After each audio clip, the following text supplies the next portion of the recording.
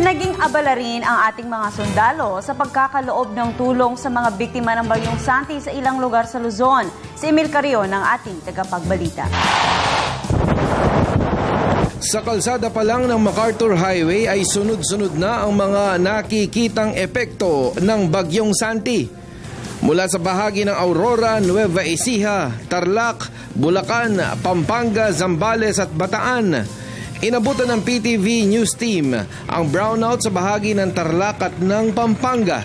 Ang mga Army personnel na ito ay katatapos lang mag-sandbagging sa bumigay na porsyon ng Pampanga Electric Cooperative 2. Ang mga opisyalis at enlisted personnel ng NOLCOM o Northern Luzon Command ay nauna nang naghanda ng mga pre-position teams para mabilis na makaayuda ng pangyayari. Pero hating gabi ng Biyernes ay di makalimutan ang naramdaman ng mga naninirahan dito. Matagal na po ito, matandang puno na to. Dapat hindi man yan mamamatay eh. Hindi man yan tutumba. Kasi maayos yan, kaya lang nung nag-widening sila, kinat yung mga ugat nila. Kinat yung mga ugat sa paligid niya.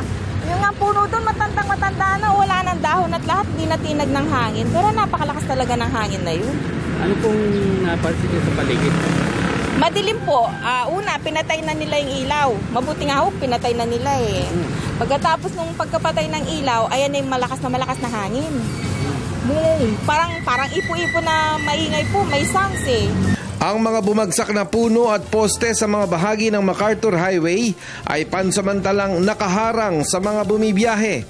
Isang major road network ang MacArthur Highway na nagdudugtong sa Maynila, gitnang Luzon at mga probinsya sa Hilaga.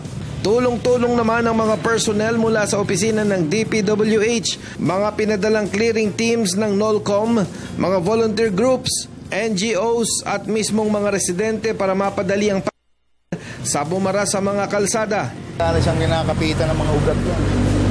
May ugat pinuha na siya. Siyempre dati, pagtanggal niyan, yung mga ugat niyan, nakakabit, tinastas yan, binako yan. Siyempre, kapiraso na ng ugat niyan. Hindi katulad dati mahaba ugat.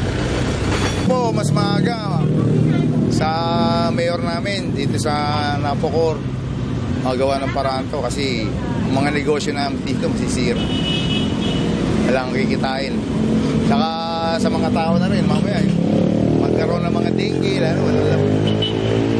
yun po. Ulan at hangin ng bagyo o anumang pagsubok ng kalikasan ang palaging bumibisita sa bansa. Epekto nito ang baha at malawakang pagkakasira ng ari-arian. Pero kung tulong-tulong ang gobyerno, laging handa ang mga pulis at sundalo, mabilis na makakabawi. We are just about to finish the internal security challenge in our AOR, and we intend to declare NOLCOM as peaceful and ready for further development by the end of the year. Because we also know there are new challenges, global challenges, yung global warming, global maritime concern, and global terrorism na will be the new challenges. And right now, the greatest challenge we're facing is yung climate change, global warming. Mula sa mga poste, mga kable ng kuryente, maging ang mga matatandang punong katulad dito na akala nila ay matitibay, ay walang pinalagpas, binunot mula sa mga ugat. Ito ang epekto ni Santi. Para sa Telebisyon ng Bayan, ako si Emil Carrion.